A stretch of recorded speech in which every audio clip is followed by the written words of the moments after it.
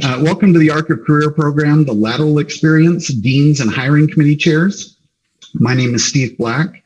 The chat is live. I will try and monitor questions, incorporate those into our discussion, and then we will save some time at the end for those of you that do have questions. This program began with a series of conversations about the hiring process at law schools, one of the favorite things we all have to talk about. There's a lot of advice and material which describes the process for those who are seeking entry-level jobs, but not a lot for those who are seeking lateral appointments, nor is there a lot of guidance for those faculties and deans who are interested in recruiting lateral faculty. So we decided to do something about it.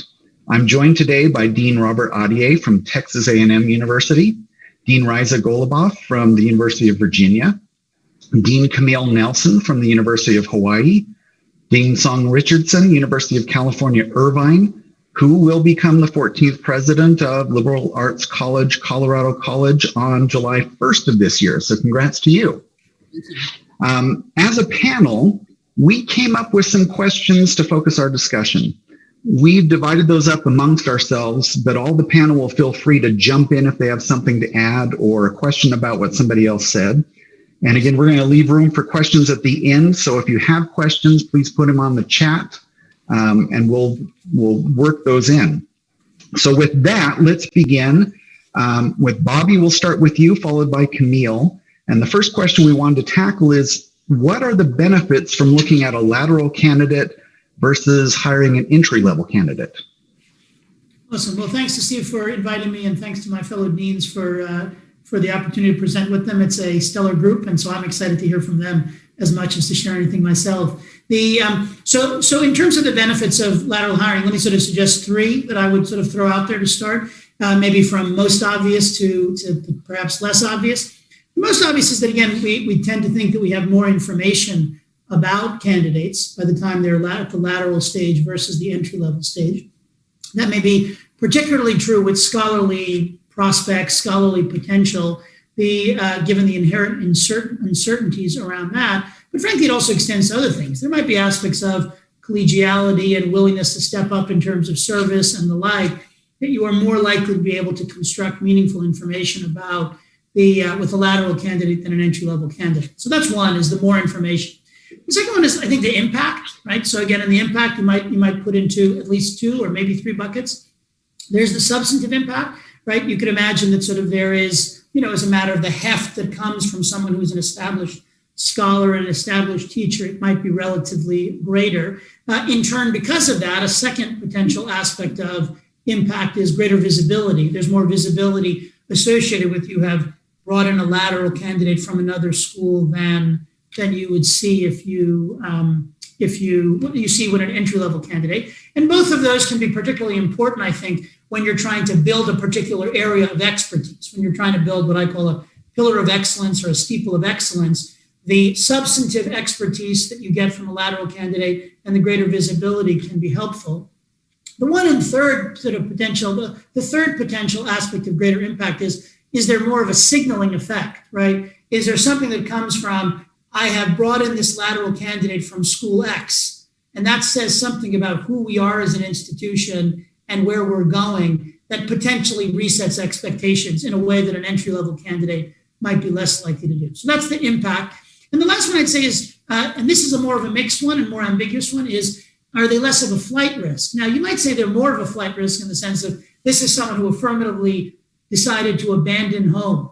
Right now, I'm being a little silly, but the idea that they were at school X and said, I'm done with you, I'm going to another place. So that could be right. But I could also imagine more often than not, it's the opposite. It's that this is someone who has enough information to intelligently tease out, is this a place that I want to move? And there's enough transaction costs of moving it. When someone makes that decision, you might imagine that that's a decision that's likely to persist in a way that an entry-level candidate is less likely to do. So I'd say those are three potential benefits. Would be the more information, potential greater impact, and maybe this lesser flight risk. Excellent. Camille, can we turn to you next? Thank you, Steve. And again, it's a pleasure to be here with my colleagues. And I think I'll just layer on top of what Bobby said. I think part of what we try to achieve in hiring lateral candidates is the proven track record. There should be less, frankly, concern about the faculty member's ability to be an excellent teacher, a proven scholar, and an institutional citizen of note. So I think part of the haze around hiring and, will this person excel in this space, or how do we feel about this person's potential in this space, or do we know much about this person's, this aspect of this person's faculty potential is not as much of a question mark, obviously, with lateral hiring. I think there is therefore a greater potential for transformative impact if that's what the institution, the law school, is looking for, because we already know a great deal about this faculty member. So there's as Bobby alluded to, the potential for repute enhancement because one is recruiting talent that has presumably an established record of achievement. So I think that takes away some of the, not so much skepticism, but inability to know what you're getting when you're investing in a colleague in that way. At least that's the assumption, I think. So the ability to hit the ground running, I think, is what often faculties and deans are trying to do through lateral recruitment. And I'll stop there so I can hear my colleagues. Great. Well, we mentioned that anyone can jump in. Riza Song, do you have anything to add to this, or are we ready to move on to another question? Okay, then for the two of you, let me ask the next question is, we talked about benefits. Tell us a little bit about what the risks and rewards that come from hiring top faculty from other schools. I'll jump in here first. And like everyone else has said, it's a pleasure to be here with all of my fellow deans. And thank you, Steve, for inviting me to participate. So when it comes to some of the risks and rewards of hiring top faculty, I'll talk about the rewards first. Camille and Bobby, I think, already mentioned some of the benefits of hiring in the lateral market. One of the rewards is you get the benefit of having a faculty member who has experience in other schools. And so you have different ideas for how to do things, how to approach things, even things like what new committees should we have? How should we think about diversity, equity, and inclusion? And what lessons have you learned from the institution that you've come from? So I think those are all real benefits. Another is you have another voice to add to the scholarly conversation, and another voice to think about more effective ways of teaching our students. So those are some of the rewards, I think, that come from hiring in the lateral market. I'll mention one risk. One of the things that's most important to me and to our community here is the culture of an institution. And throughout the interview process, you can talk a lot about the culture of an institution, and you hope that there is an understanding and a real meeting of the minds of how different particular cultures might be at different schools. But I think the culture fit question is one of the risks, because you frankly don't really know as much as you might want to interview people and talk to their references, whether or not there is an actual match. And it's very easy, I think, to lose a culture. And if you are hiring more than one lateral candidate, it's even more risky. So I would say that that's the one risk that I would mention. Okay, and I've got a question from the chat, but I'll let anyone else jump in before I serve that up for anybody. So I'll just add, Steve, and I very much agree with what Risa has said. I think there's a way in which we can conceptualize academic cultures, and certainly law school faculty or community culture, as one of perpetual evolution. And if that is the way in which one conceptualizes one's school, one's law school in particular, continuing to try to attract and recruit faculty is an essential part of that. I do think that sometimes there can be a gap between self-identification of culture and perception of an external person of the culture and how that is experienced. So, I think it's just like human nature. Do we have a sense of ourselves that is mirrored by how others experience us. And maybe that's too profound a question, but I do think it reverberates for faculties and law school communities as well, right? So, it's this amorphous type of thing that I think we try to embrace, whether or not we have an accurate understanding of how our culture feels to those who perhaps are not at the core of that culture. And I'm going to go ahead, Bobby, please. I was just going to tack on to that. That was an awesome point. I love Camille's point. The one way to think about this is if we're talking about lateral hiring versus entry-level hiring. So entry-level hiring, we all know, of course, they are relying on certain information about, is this the school for me or this school or this school? But we all know it's, frankly, very poor quality information, very noisy, very thin, very shallow information for obvious reasons. So in some sense, few of us take from the decision of an entry-level candidate any insight into ourselves. Whereas Camille's point highlights that we as schools can learn something from the way in which lateral candidates react and don't react. What are the things that they jump at? What are the things that they go, yeah, not so much, right? Who responds positively and less positively? In some sense, can be I never thought of it until Camille said that, can be a useful learning exercise for a faculty about how it is that the world sees them, right? Informed consumers, i.e. faculty at other law schools, see them in a way that U.S. News surveys or what an entry-level candidate doesn't do the same. So I think that's a good point.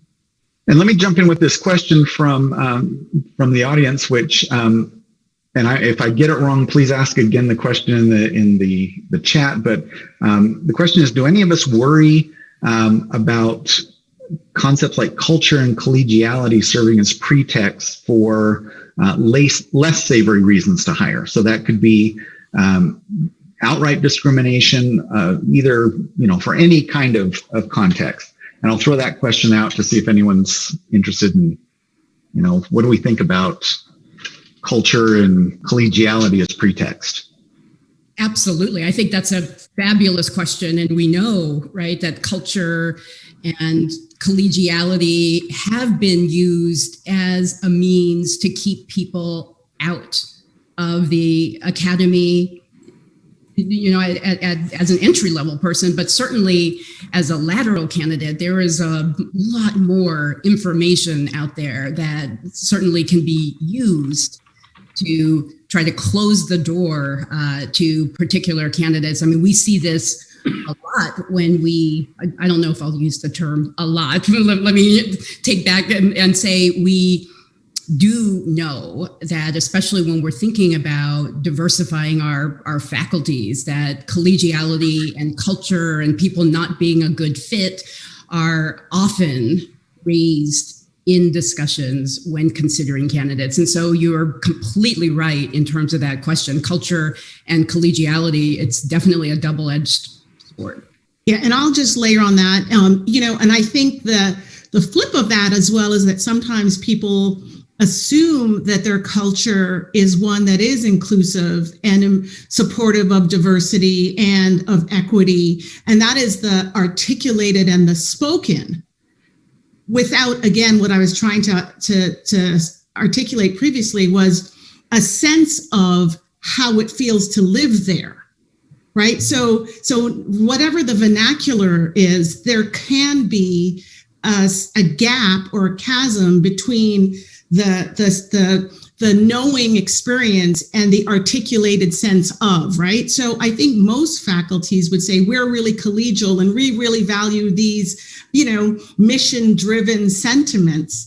And so, whatever the nomenclature is, the harder question is, what is the reality, right? But I absolutely agree with the framing of the question, because I think notions of fit, notions of culture, they're laden subjectively, right? So we have to be careful as faculty and people who care about each other not to hide behind that type of veneer, at the same time doing ill to our colleagues and others.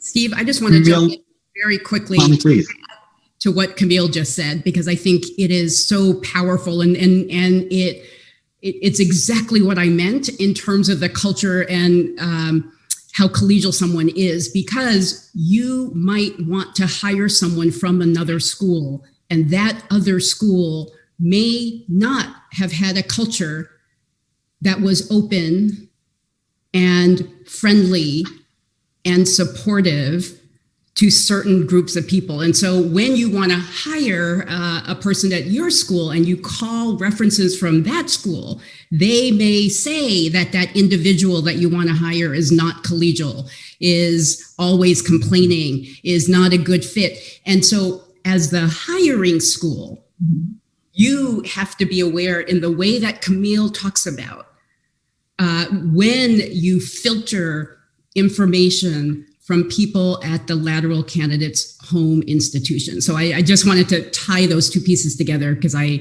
agree so much with what Camille added. And I just tack onto that too, that again, it's not just even the references, right? It can be an accurate description of what somebody's history and experience with that institution, but that may say more about the institution. So again, I tell the reference, whenever I push back against this, I talk about a faculty member that recruited to a school that I was at previously, that had a long history at multiple institutions of that reputation. I would say almost instantaneously, upon arriving there after we recruited them, notwithstanding that, became sort of one of the key institutional pillars who work, was an institution building. And I actually, so much so that I went to them and I said, what is your explanation for this? Like, you are a different person than the one we recruited, right? And that was her in this case. That was her. Actually, she said, no, they said, I'm the same person, but I'm operating in a different institutional context. So. And these are wonderful. And I'm going to apologize to both Bobby and Camille, because I'm going to switch the questions out of order a little bit to follow up on this culture idea. So Camille, if we can follow up with you on this and take a look back at your institution, what demands does hiring laterals now make on your culture? Do you have to change your culture? Do you have to tweak your culture to make it a desirable place for laterals to come? So I'm going to think about the 3 schools where I've had the privilege of working as dean. And I think the way to think about this is how much excitement is there internally about that candidate? And I'll refer to, the prospect lateral, as it were. And often there's more than one person that's being considered, to the extent you have the funding, which can be a big constraint to recruit a lateral.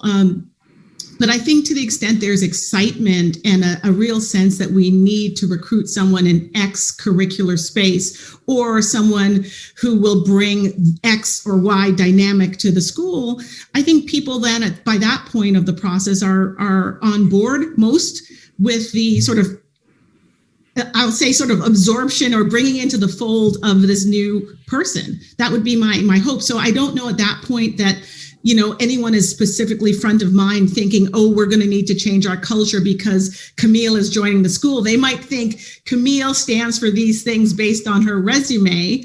And I've heard that she really, likes to engage in this way. But I would assume that by that point, when we're looking at candidates as finalists, that there's already a sense that we need and or want them to fulfill certain institutional roles. So at that point, I think I sort of changed the language from culture a little bit. At least that's how I'm hearing the question, Steve. Mm-hmm. But I'm happy to jump in again if there's a different dynamic that I should be exploring further. And Bobby, do you have any thoughts on that? Sure. No, so again, it's a great framing and great question, and obviously around the great important topic. I'd say, look, from my vantage, two points. First, when we think about the impact of lateral recruitment, it can be complex, right? I mean, so we shouldn't. It's not engage in these dynamics can be difficult. So, the happy story is a lateral candidate comes in and moves the culture in the right direction, right? We have a place that we want to get to. We're not there today. And the lateral candidate who come in, or lateral candidates, obviously, ideally, who are coming in are helping to move us to where we should be, want to be, aspired to be, so on and so forth. Now, that gets to sort of the intermediate state, which is that the lateral candidate or candidates coming in is disruptive. And disruption can be bad, but disruption can be good, right? So if you're not happy with where you are, you want disruption. You need a reset of some sort. But but it can also be disruptive in the sense of, excess chaos. And then obviously then the negative version of the story is, obviously, when you recruit lateral candidates, there is a different narrative around bringing them in. It's, you are going to help us move forward. You're on the cutting edge of where we want to go. And you could imagine creating kind of a cadre of special flowers of sort, right? That this is a group that sort of, these are the folks who all were told, you're the best, you're the brightest, you're so special, and you're beautiful and smart and whatever else it is, and rich, and all those things. And that can create some internal. So I think you've got to be sensitive about all of those things, but I think they're all manageable. So that's all one point. Second point I'd say is that you got to work at it. I think that's the thing to be, from my vantage, that the lateral hiring requires work in terms of your culture in two respects.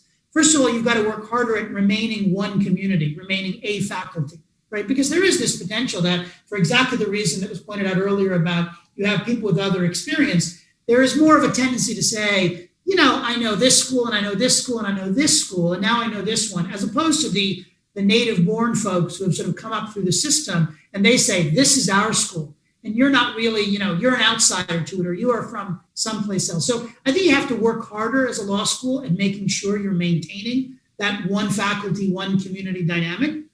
And then the other way in which I think you have to work harder is you've got to be more explicit about defining the culture, right? Because again, we have the notion, at least, that if somebody comes up through the system, comes in an entry-level candidate, they have sort of, drank the Kool-Aid such as it is from day one, right?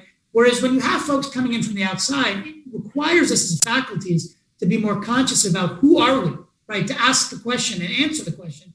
Who are we? What defines us? What makes us special? What's important to us? What's a little bit important? What's unimportant to us? So I think, again, lateral hiring does force us as a matter of culture, and also values more broadly, to be more explicit and to be more engaged with who we are and who we want to be. Wonderful. Okay, the next question is for Song and then Camille. What constraints may arise from targeting available candidates? We've talked a little bit about that, but if you have some additional thoughts about what may limit our ability to target available candidates. So some of the constraints are they? I'm not going to assume anything. So one of the constraints might be they can't move. All right, for a variety of different reasons. I think that's an obvious one. Another is if they do want to move, sometimes there's a trailing academic spouse, and that can often be difficult in terms of finding a home for that trailing spouse. So those are, I think, two of the ones that come to mind off the top. I don't know, Camille, what you might have to add.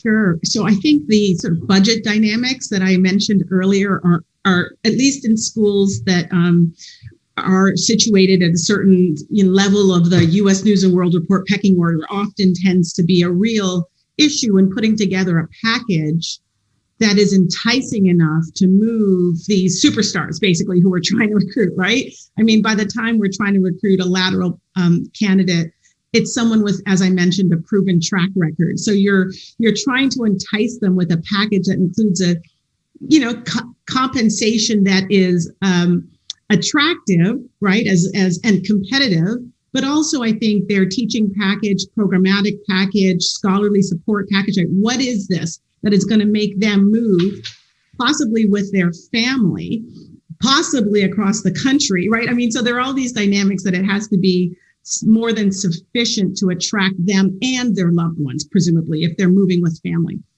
I think as well that this is a hyper-competitive space in terms of a constraint.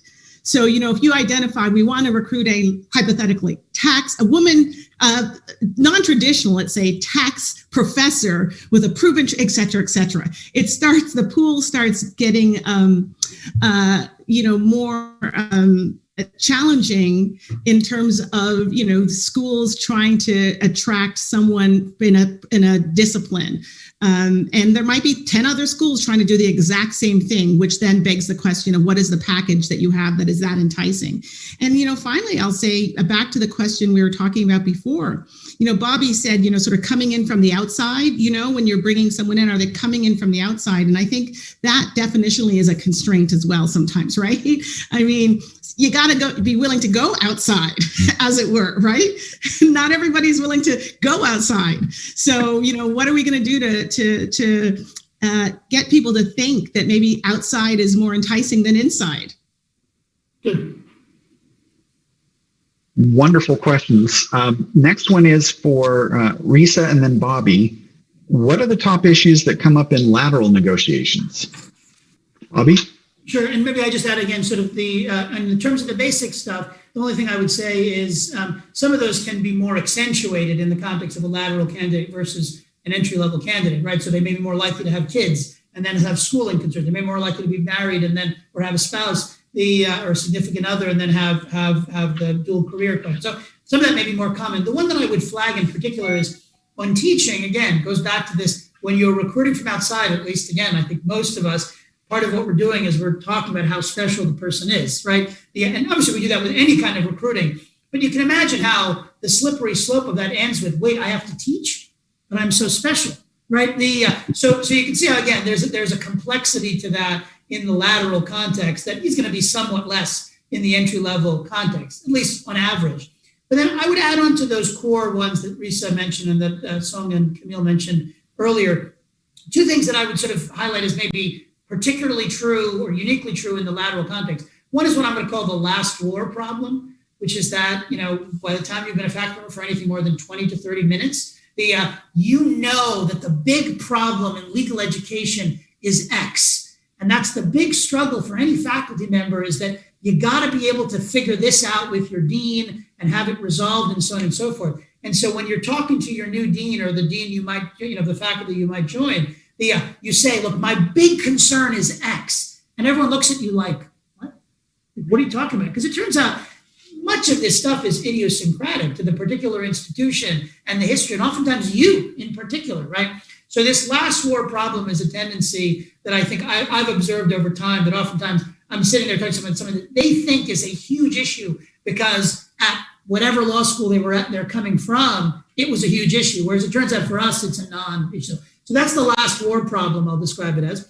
And the other one is what I'm going to call uncertainty, although that's slightly weird to think of it that way, because you might imagine that the entry-level candidate, there is a higher level of uncertainty because they don't know what the hell is going on, right? I mean, they're like, I don't know, what do you mean be a professor? I don't even know exactly what that means because they haven't been a postdoc for the most part. They haven't been, they weren't a PhD student, whatever else it is, on average at least. Whereas the lateral has been a faculty member previously. But what I would say is that that it's a version of the last war problem. It's that they have a baseline against which they're compared. So they are more likely to say, how stable are your finances? I want to understand, how are you responding to COVID and what that means? The average entry-level candidate doesn't have a baseline to say, I ought to ask about the finances of the law school. Whereas, at least in my experience, a lateral candidate might ask that. So talking about your finances. They might ask, what's the stability of the administration? Are you going to stay or go? Entry-level candidate on average, they don't even know the dean or whatever. And so they're like, I don't know, dean will come, dean will go. Whereas lateral candidates will say, do you plan to leave anytime soon? I've even had lateral candidates say, how stable is the university administration? Do you expect turnover in the provost's office or the president's office? So I would say this, concerns about uncertainty, instability, unpredictability, whatever, are potentially greater in the dialogue. These aren't terms of a negotiation. You're not going to put it into their contract. I agree to not step down as dean for another 18 months. But there are questions that I think potentially come up in the lateral context in a way that they come up less, I think, in the entry level context. And I have two follow-up questions that fit in nicely here, I think. Have you seen a preference for pre or post-tenure individuals in your lateral hiring, either at the school you're at or other schools that you're familiar with? I've long thought no, go ahead. Are you sure, Bobby? Yeah. And then I'll make it quick. So I don't know that I've seen a preference per se. That is a sticky one. I think part of the deliberation also is how the provost's office approaches these types of hires. As I've experienced it at a couple institutions, there might be a university-wide sort of orientation towards in terms of the procedure, right? So how does the provost's office engage with lateral hiring that involves tenure, right? Does he or she see themselves being a part of that? And I will tell you, I didn't necessarily think that was a thing at one point, but at some institutions, it is a part of the dynamic with which one has to be concerned, or at least aware of, because sometimes we in the law school think our process is whole, but there are often adjacent or intersecting dynamics at the university level that we should think about that might impact how we approach pre or post tenure review laterals. So I just think fitting it into the whole sort of mechanism of hiring might lead you to think strategically one way or another. So I would only add, again, I totally agree, Camille, so that's perfect. In the sense of that I think is if there's a preference, it's around that.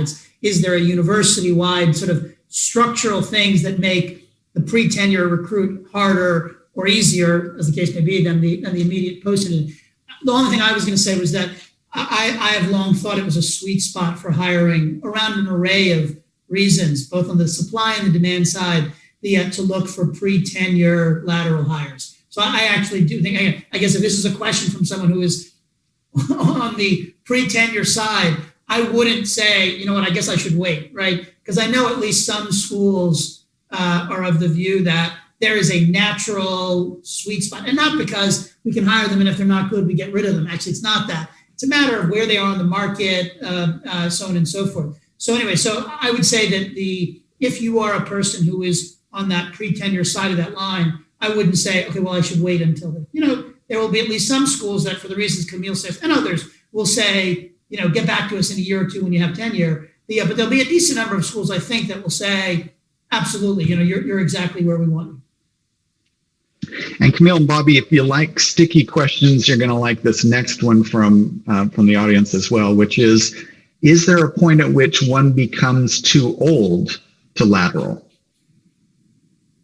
On advice of counsel, the answer is no. Right, exactly. I certainly hope not. I mean, that would be... No, absolutely not. I mean, I think that would be foolhardy and antithetical to our sense of being continual learners. I mean, so much of what we've seen over the last several decades really also highlights the role of expertise and experience, right? And I think that sense of what one brings is only supported by, presumably one has been doing a lot of things, right? With maturity comes experience. So I would hope that, and also I also think a sense of oneself, right? So there are, I think, a lot of benefits of thinking about maturity, like a fine wine, one would hope. And that's a conversation that I think is a good one. Is Camille smooth or what? I just like a fine. Wow. It just means I like fine wine. Right? Wait, are you saying that song is not? No. I will only respond with sort of our add to Camille's very good point. The example of, I talk about Harold Berman. So I was at Emory University for years as a faculty member and then as vice dean. Harold Berman was the story professor, I guess, at Harvard for 25 years, 30 years. And at that time, Harvard had mandatory retirement. I think it's 60 or 62. And so he had no interest in retiring at that stage. And so one of his former students was a member of the faculty at Emory and convinced him to come. He spent another, I believe, 25 years or 30 years at Emory. During that period, published more than 10 books and more than 150, I think it was by the end, articles before he ultimately passed away. And so from my vantage, it would clearly be foolhardy to say, no, even if it was legal. It would be foolhardy to say, no, sorry, you're priced out of this market by dint of your seniority and fine winedness. All right. Next question is for Song and Risa. What issues of confidentiality come up when you're vetting lateral candidates? So I'll just mention one, the most obvious one, which is often or sometimes a person's home institution doesn't know that they're out there on the market for a variety of reasons. And it can be incredibly challenging to keep the search secret.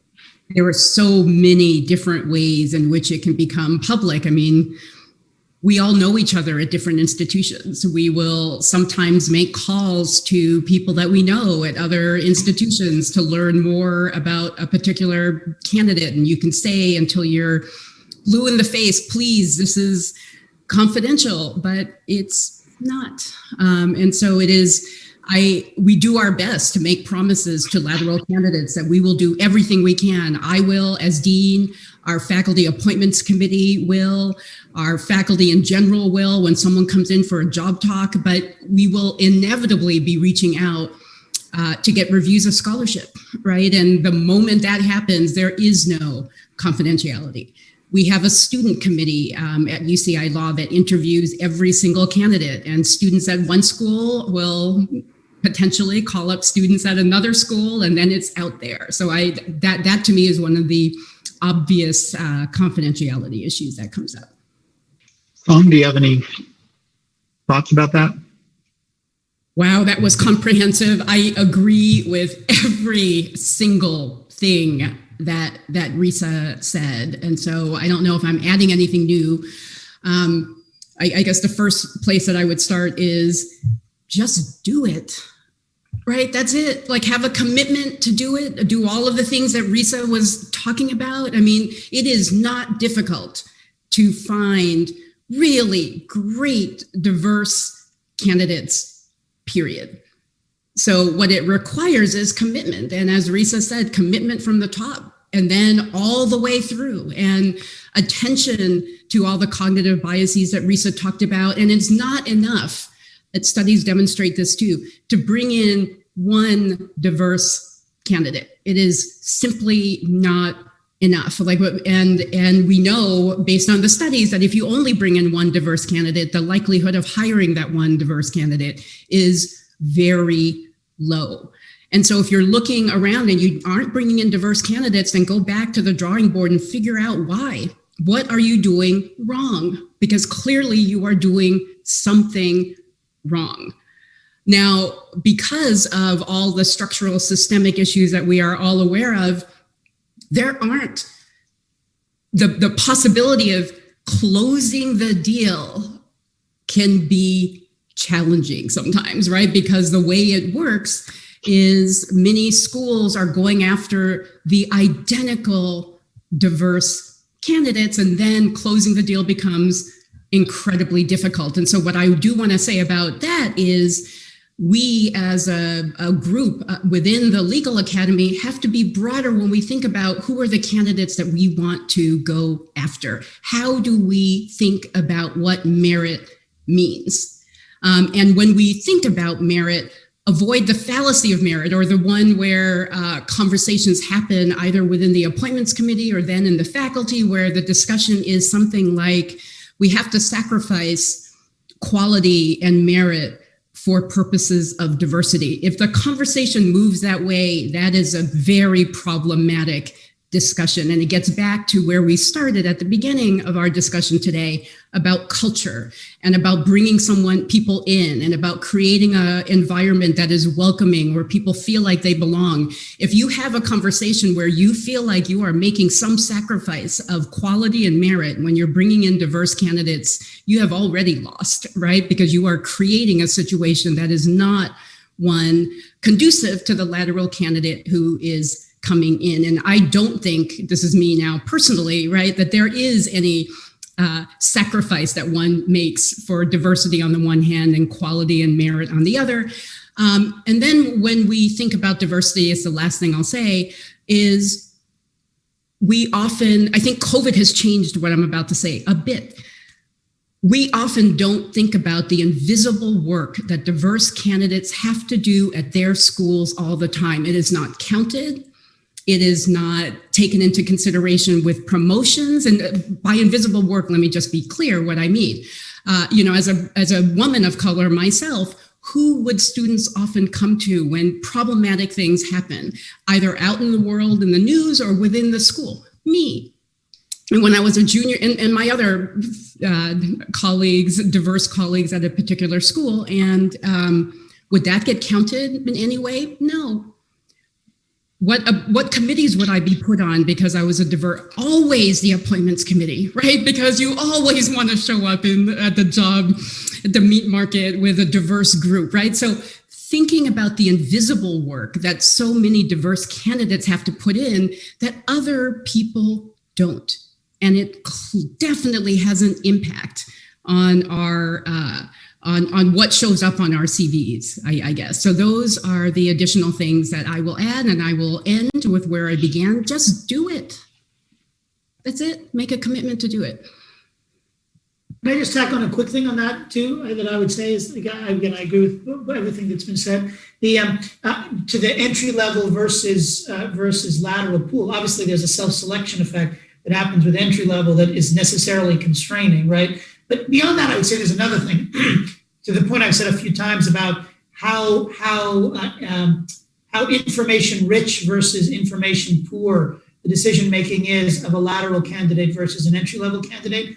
Oftentimes, for an entry level candidate, it is very hard for them to credibly distinguish the culture and the dynamic and the welcomingness of one school versus another school. Oftentimes, given the feedback and counsel they're getting, it's hard for them not to be singularly pinned to what's the highest ranked or otherwise most prominent or whatever school thing. Whereas with lateral candidates, I think there's much more room to that. So like what I tell my appointments committee is, with a lateral candidate, your range in terms of who you think you might potentially go after should be much broader than with an entry-level candidate. If you say, this entry-level candidate is choosing between you and some dramatically higher ranked school, those are much harder, competitions to succeed in if you're the school here versus here.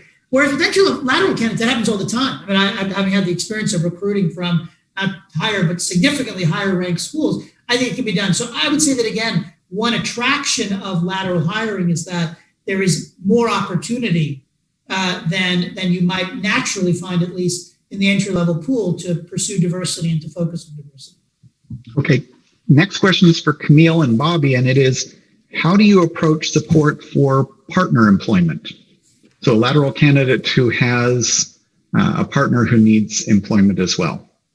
So to the extent that the school has the span, that is often a budgetary, at least in my experience, and curricular need question. And timing becomes key in that as well, right? So, so that's presuming the spouse is an academic in law. And then if the spouse is an academic in another discipline, obviously one has to be engaging one's decanal colleagues across the university or potentially even across other schools in the region, right? Because you can think about it that way as well. But it's often the case as well that spouses and partners are not in the academy. And so we have to think creatively, my partner is a teacher or my partner is an engineer. And, that really does beg the question of community, meaning the faculty, staff, commitment to that individual to try to help them. I've not been in a position where I could guarantee, to be honest, any spousal hires. It's more of a commitment to best efforts. Certainly at one institution, it was often a university policy around how we approach spousal and partner hires. And that was floated up at the sort of provostial vice chancellor type level in terms of conversations. Oh, I have, a recruit that has a partner in X discipline, and can we brainstorm about that?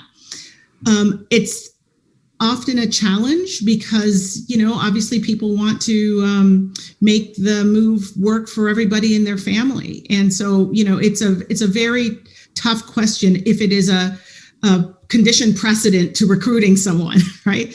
And I think the more contacts and affirmative capacity that the school has to say, yes, we can figure this out, the better. It's often not the case. And I don't know that COVID has made this any less challenging. I think it might have made it more challenging. So I'm eager to hear what Bobby has to say in terms of how we do this well. So I wish I had an answer. So it's, again, obviously it's hard. The biggest things I would say, I really echo what Camille has pointed out. One is not to overpromise, I think is important. So again, and I would say if folks out there are potential lateral candidates, not to expect and overpromise, right? That, I want you to guarantee this thing. Now, obviously, at the end of the day, it is a precondition of accepting the job. I hope the nature of your relationship is such that it is a precondition of your taking the job, right? Because you in life priorities are important, and I would put that first. But what I would say is that understand that at least on the front end, the dean's ability to say, I promise you X is going to be limited or should be limited. So that's the one thing. And then the only thing I'd say is it's just being creative. Obviously, if the university has capacity, whether it has an office that helps with this, or there is some tradition of this across departments and programs and schools and colleges, they obviously take advantage of that. But I would say again, and Camille mentioned faculty and staff, like throw a broad net, even internally, right? So again, I've found success in telling the entire faculty, okay, look, I can figure out salary and benefits and teaching package. I can't figure this out alone, and I need all of you to work on this, right? And lo and behold, faculty member oftentimes who, the disengaged faculty member doesn't come to any faculty meetings, doesn't do it, and they go, oh yeah, I know somebody. You want me to call them? So throw the net wide internally, and then the last piece is throw the net wide externally, and don't underestimate the extent to which everyone has been in this boat. So I've found success in calling my counterpart as a law school dean, the provost or president or whatever else it is at another university, and saying, I need to bring in this person. There's no fit here. Do you have anything that might be a fit? And they know that they have been or will be in this same position thing. And obviously you can do that with the broader community as well. So I would say again, sort of, this is enough. The dual career phenomenon is enough of a recurring and widespread phenomenon now that I would say recruiting your faculty and your staff and your counterparts at other universities and folks in the community to say, this is a win for us if we can bring this person here, but I need your help to do it. That can be very helpful because you never know where you're going to find the right fit or connection. All right, we're down to question number 9, which is for Bobby and Song, which is, tell us about the challenges that you see about lateral hiring during a pandemic or a crisis. Not that we would ever expect to see any of those, but if we were to encounter one, give us some advice about how we would deal with that. Well, first, it's never going to happen again. Just to be clear, I'm very committed to that. We're going to make it happen. Bill Gates notwithstanding, the 3 things that I would sort of flag. So one is the physical absence thing is real. I mean, we shouldn't get around. I mean, as much as I love, seeing all of you in this format, it's not the same thing, right? So I think the physical absence becomes a challenge, especially go back to the point I made earlier about, in some weird ways, the uncertainty of the lateral candidate, feeling of uncertainty is greater, right? You can imagine how the physical absence becomes even more problematic, right? It's, I want to look in the whites of your eyes and not on Zoom, right? So that physical absence. Now we're getting super good, right? The technology is getting better and better. We're using things other than Zoom to do it. So I think there's a lot of things that you can do, but at the end of the day, the physical absence is a challenge, and we've got to figure out what's the way to overcome. I will say that in my experience, the trick is be even, well, you can imagine for those who know me, even more in your face, right? So I've got individual faculty members reaching out and saying, hey, can you give me advice on this paper I've written, right? And reaching out and saying, hey, I'm teaching this class. You've taught it before. I'd love to get your right. So find more opportunities for engagement. In some sense, we are replacing fewer in-person interactions with more remote interactions. So that's one I'd say. Second one I'd say is the heightened anxiety. That's a real one. And I would say it's one that I'm dealing with, this afternoon. That candidates just, say something along the lines of, I don't know what the future holds. How can I make a decision of this magnitude given that circumstance? Now, I'm the glass is always full kind of guy. And so, invariably, what do I say to them? I say, no, it's going to be fine. This is going to pass, whatever else it is, it's not a big deal.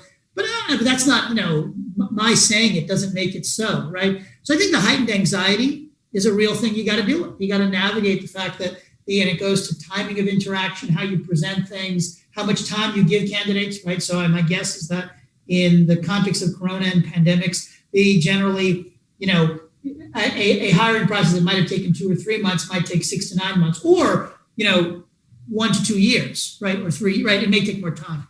And the last one I say is obviously the financial challenges. The real ones are obvious, right? What financial constraints people face, the candidates face, your school faces, your university faces around spousal hiring, salary levels, packages, all these kinds of things. But I also wouldn't underestimate the psychic, right? Again, it's uncertainty, right? So it's that $100,000 means something different to a candidate today than it did a year ago, right? Or it will in a year's time. And the same for the university, because there's all this uncertainty around, like, I don't know, that can work to your advantage to the extent to which you have the financial flexibility to say, we can commit to this where your home institution can. But I do think, again, both on the supply and the demand side, the university is like, what, you want us to commit to that right now? How could we do that, right? There's so many unknowns, right? So all of that, I think, makes the financial stuff more complicated, not just in the sense of literally financially, do we have the money or not, but in the psychic quality of, are we comfortable with putting out that money? Am I comfortable with committing to that salary or that bonus or that hiring thing or whatever else? So those are the few that I would mention. I don't really have that much to add, Bobby. I think you covered it all. I think the final thing, and I think you may have mentioned this, but I'll mention it one more time just in case. I mean, it's a big decision, right? If you're moving from one state to another, if you're moving from one coast to another, and you don't have the benefit of being able to travel to the new place, to check out the community, to find a house or an apartment, to see if the community is one where you'll feel comfortable and where your family or your loved ones will feel comfortable. I think that's an enormous challenge on top of everything that Bobby said. If there are no other comments, we have a couple of questions that came up in the chat. And if you're okay, I'm going to throw these out and anybody can take the lead on these. First one is, does anyone have any thoughts on the best approach to composing an appointments committee for lateral searches? So is that appointment by the dean, election or partial election by the faculty? Are they separate from the entry-level committee? How big, et cetera? So thoughts about your lateral hiring committee.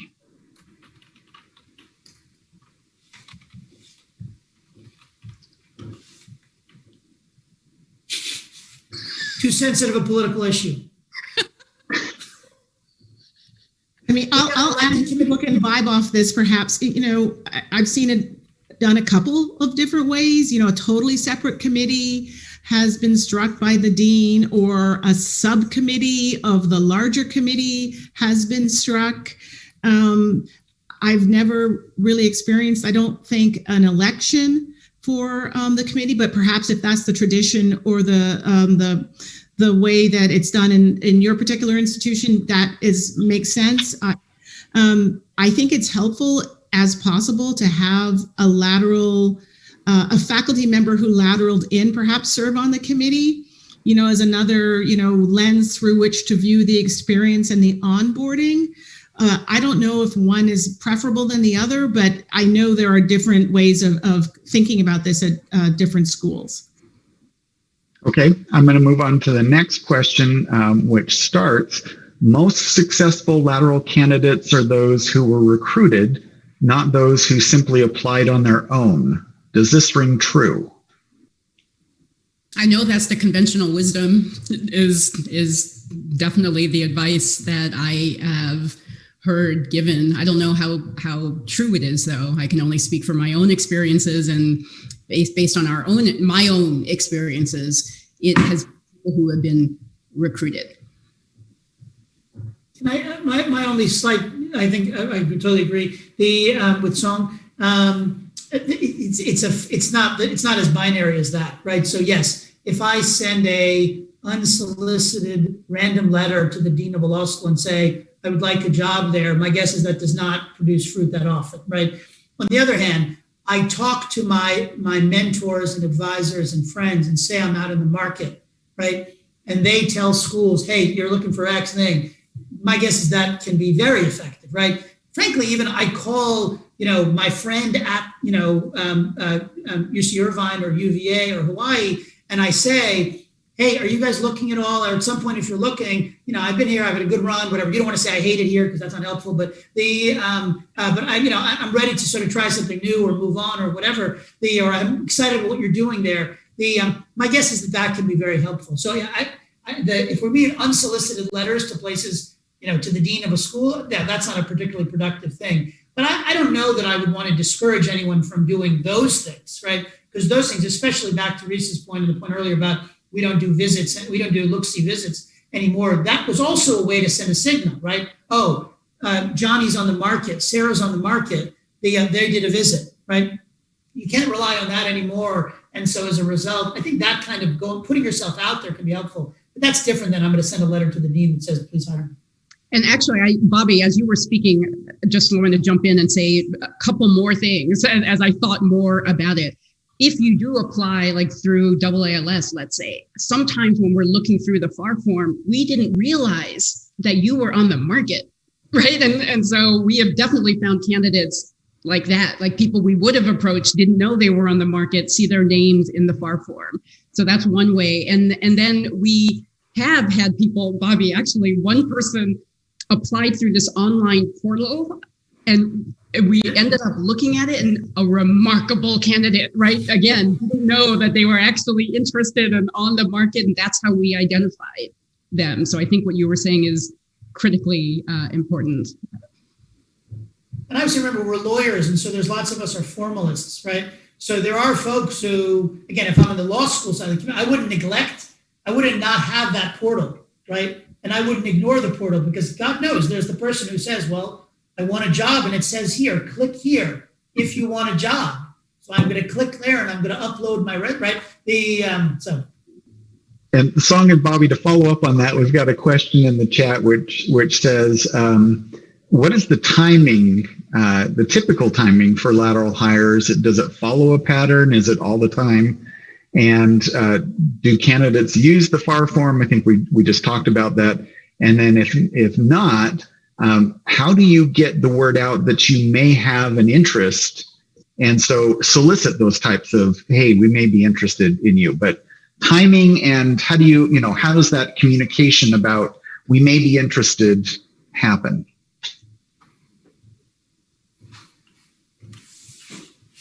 Okay, I'll jump in. Timing with laterals, it can be all over the place, but typically starts earlier, right? So before even classes start in the fall, right? In the summer, at the end of the spring semester. So it's more flexible, but certainly looking at lateral candidates, I think happens before the entry level market really kicks in.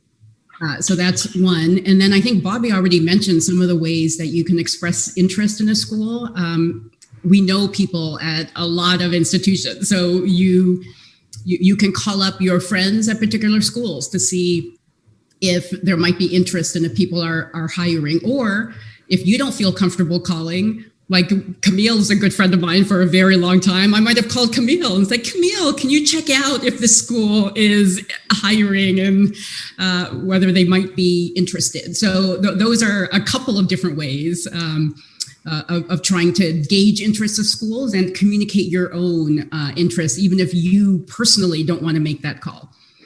Wonderful. I'm going to echo the comments that are coming up in the chat and extend our thanks to our four panelists for their openness and for their thoughtfulness. This has been a great discussion. We'll continue this conversation, obviously, informally, but again, thank you to our panelists, and we wish all of you a great afternoon. Thank you, Steve, and thank you all. Thank you. Thanks for organizing. Take care, everyone. Stay safe. Happy New Year. Take care. Happy New Year.